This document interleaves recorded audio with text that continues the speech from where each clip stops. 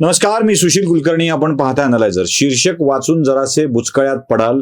चिंता करू नका, हा व्हिडिओ काही तुम्हाला हेडफोन लावून ऐकावा लागेल असा अजिबात नाही. होय, मी बुधवार पेठेतील मोहब्बत की दुकानवर बोलणार आहे. आता बुधवार पेठ म्हटल्याबरोबर पुण्यात राहणाऱ्या माणसांच्या आणि पुण्यात जाणाऱ्या माणसांच्या कानाला असं अगदी टवकारल्यासारखं होतं की हा काय बोलणार आहे. पुण्याच्या बुधवार पेठेत मोहब्बत की दुकान चालते हे सगळ्या जगाला ठाऊक आहे. आता ही मोहब्बत की दुकान देवघेव तत्वावर असते. असतील नोटा तर सांच्याला भेटा या लावणीप्रमाणे ज्याच्या खिशात दाम आहे त्याच्याच पदरात प्रेमाचं दान पडतं. म्हणजे ज्याच्याकडं दाम त्याच्याकडं दान, तेही प्रेमदान, हे तुम्हाला मिळून जातं. आता या बुधवार पेठेमध्ये ज्या ज्या कोणी देहविक्रय करणाऱ्या महिला असतील त्या विशिष्ट भागामध्ये, त्यांच्या बिचाऱ्यांची एक मजबुरी असते. आणि ती मजबुरी अशी असते की तुम्हाला आवडो न आवडो, एकदा मोलभाव ठरला की त्या व्यक्तीसोबत राहावं लागतं, जावं लागतं. जावं कशासाठी लागतं, राहावं कशासाठी लागतं हे खुलासेवार बोलण्याची गरज नाही आहे. मग तो दारुडा असो, तो त्याच्या तोंडाला बिडीचा सिगारेटचा उग्र दर्प येत असो, त्याने ब्रश केलेला असो अथवा नसो, त्याने तोंड उघडलं की तोंडातून नरकुंडा बाहेर पडो अथवा न पडो, तो गोरा असो, तो काळा असो, तो खरबुजा असो, तो खरजुल्ल्या असो, तो गर्दुल्ल्या असो, तो रिक्षावाला असो, तो सायकल रिक्षावाला असो, तो हमाल असो की अजून कोणी असो, चॉईस नसते. ज्याच्यामुळं कदाचित एखादा चर्मरोग आपल्याला लागण्याची शक्यता असते, अशा सोबतही जावं लागतं. ज्याच्यामुळं कदाचित गुप्तरोग लागण्याची शक्यता असते, अशा सोबतही जावं लागतं. शक्य तेवढ्या खबरदारीचे उपाय घेऊन काही त्रास होऊ नये यासाठी मोहब्बतच्या दुकानात आलेल्या गिराईकाला संतुष्ट करणे हेच त्या देहविक्रय करणाऱ्या महिलेचं आद्य कर्तव्य असतं. आणि ती शरीराला होणाऱ्या त्रासापेक्षा मिळणाऱ्या दामाचा विचार जास्त करत असते.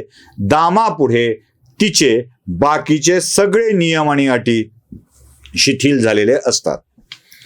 आमच्या तुषार दामगुडींनी एक पोस्ट केली. काही कारणास्तव बुधवार पेठेत मोहब्बत की दुकान स्थलांतरित करण्यात आली आहे आणि त्यावरूनच मला या विषयावर बोलावं वाटलं. आता मोहब्बत की दुकान हा शब्द ऐकल्याबरोबर आपल्याला कोणाचं नाव डोळ्यासमोर येतं हे मी वेगळं सांगण्याची गरज नाही. राजकारणामध्ये अशा नव्या पद्धतीच्या दुकान आता निघालेल्या आहेत. म्हणजे पहिली दहशतीची दुकान संपली, हुकुमशाहीची दुकान संपलं, येडा बनवण्याची दुकान संपली की मग आता मोहब्बत की दुकान काढावं लागतं. काय धंद्यात जसा हे येईल ना, मागं जावं लागेल, धंद्यात जसं नुकसान होईल तसा धंदा बदलावा लागतो. धंदा बदलत राहायला पाहिजे. आपलं आपलं दुकान वेगळं असतं की. तर आमचं नाही का, आम्ही पहिले प्रिंटमध्ये काम करायचो, मग छापखान्याची दुकान होती, ती गेली, मग टीव्हीची दुकान आली, पुन्हा परत प्रिंटची दुकान आली, आता परत डिजिटलची दुकान आली. ही आमची ही व्यवस्था. तसं राजकारण्यांनी सुद्धा जेव्हा हुकुमशाहीची दुकान बंद झाली, मूर्ख बनवण्याची दुकान बंद झाली, तेव्हा मोहब्बतची दुकान काढली. आणि आता ही मोहब्बतची दुकान घेऊन त्या दुकानात मोहब्बत विकण्याचं काम चालू आहे. दुकानात विक्री होत्या, दुकानात विक्रीच होत असते. मोल द्यायचं, वस्तू घ्यायची, पैसे द्यायचे, पैसे घ्यायचे, वस्तू द्यायची. त्याच्यावर टॅग पण लावलेला असतो. इतकं हे वस्तू इतक्या, ही किलो मधली, ही लिटर मधली, हिच्या लिटरची एवढी किंमत, अर्धा लिटरची एवढी किंमत, हे ठरलेलं असतं. काही MRPचे पॅक प्रोडक्ट असतात, त्याची किंमत ठरलेली असते. त्यामुळे हे मोहब्बत की दुकान आहे. या दुकानातली मोहब्बत विकत घ्यावी लागते, त्यासाठी मोल द्यावं लागतं. आणि मोल देणं घेणं चालू झालं की ग्राहक कोणतं असावं यावर आपला हक्क राहत नाही. मजबुरी असते. येईल त्या ग्राहकाला सोबत करावी लागते, व्यवहार करावा लागतो, विक्री करावी लागते. आता ही मोहब्बत की दुकान बुधवार पेठेत स्थलांतरित झाल्याचा भाव माझ्या मनात का आला ते सांगतो. काय आहे, प्रेमलाभे प्रेमळाना त्यागही त्याची कसोटी, हे वाक्य जितकं खरं आहे. प्रेम द्यावं, प्रेम घ्यावं, म्हणजे प्रेम कोणीही कळेना करेना का अशी फिर्याद खोटी, प्रेमलाभे प्रेमळाना त्यागही त्याची कसोटी, असं जिथं म्हटलं जातं तिथे दुकान हा भाव नसतो.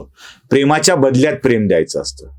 म्हणजे दिल लगा मला आवडला, मला आवडली, प्रेम दिलं, प्रेम घेतलं. प्रेमाच्या आदान प्रदानात प्रेमाच्याच देवघेव होत असते आणि तिथे निखळ प्रेम दिलं जातं.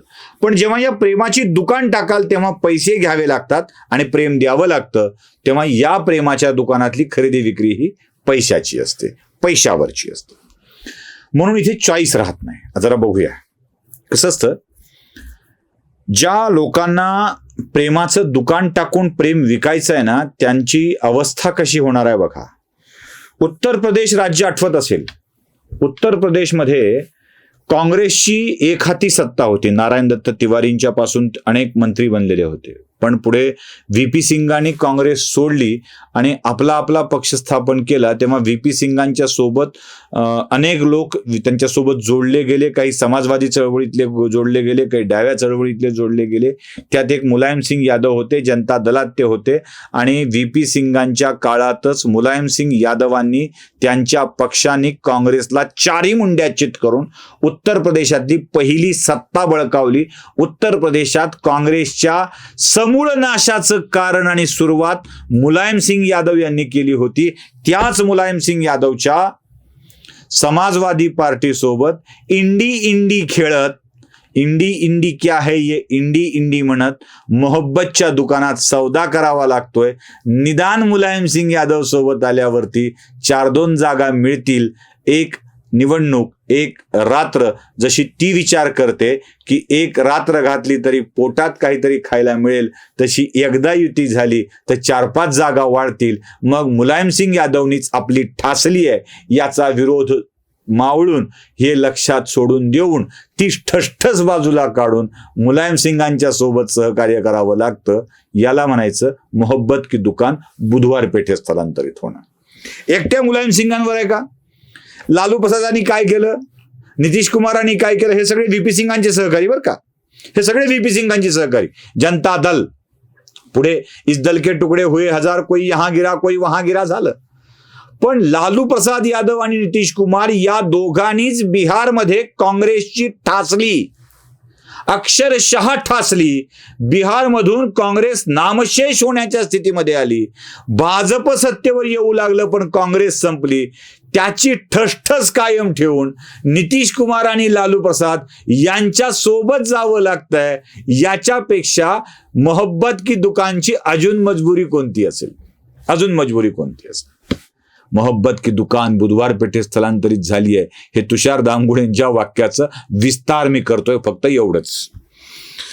पश्चिम बंगाल, ममता बॅनर्जी पश्चिम बंगालचं राजकारणामध्ये डाव्यांच्या विरोधात काँग्रेसवाले ताकदीनं लढत नाहीत आणि आपल्याला ताकद देत नाहीत हे लक्षात घेतलं. ममतानी आपला तृणमूल काँग्रेस काढला. त्यांनी एवढा वाढवला की त्या उरलेल्या तृणाचं मूळ सुद्धा काँग्रेसचं उखडून गेलं. अशी ठासली ममता बानोनी की काँग्रेस तिथे नामशेष झाली आहे. काही उरलं नाही, काही.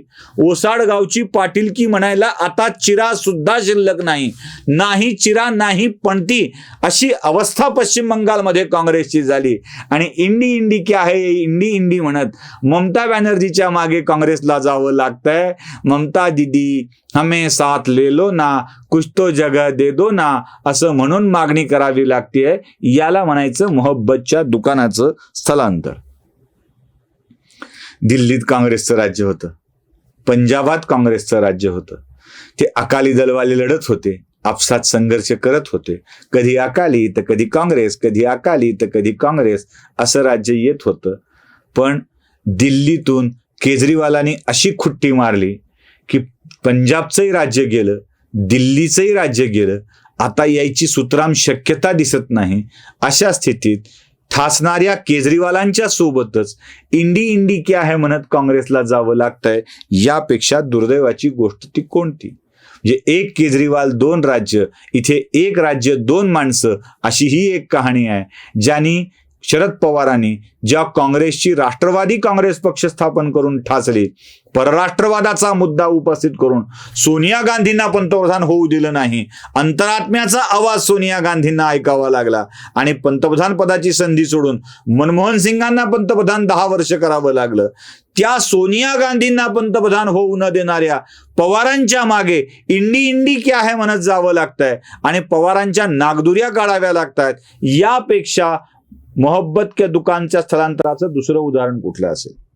ज्या बाळासाहेब ठाकरेंनी वारंवार काँग्रेसला इंदिरा गांधींना शिव्या घातल्या, हुजरेगिरी म्हटलं, बाईसमोर झुकतात म्हटलं, त्याच बाळासाहेब ठाकरेंच्या सुपुत्रासोबत काँग्रेसला इंडी इंडीचा खेळ खेळत जावं लागतंय. यापेक्षा अजून कोणती गोष्ट वाईट असावी? एवढं सगळं करून सुद्धा फारसं यश मिळत नाहीये. हातातली राज्य गमवावी लागतायत. ही स्थिती काँग्रेसची येते आहे. बुधवार पेठेत मोहब्बत की दुकान टाकली की असंच होतं. जेवढे पैसे तेवढीच मोहब्बत, जेवढी इच्छा तेवढाच काळ मोहब्बत आणि पुन्हा तुम जाओ अपने रास्ते हम जाओ अपने रास्ते असं असतं. म्हणूनच या मोहब्बत की दुकानचं स्थलांतर कुठे झालंय हे बघणं आवश्यक आहे. आवडलं असेल लाईक करा, शेअर करा, सबस्क्राईब करा. धन्यवाद.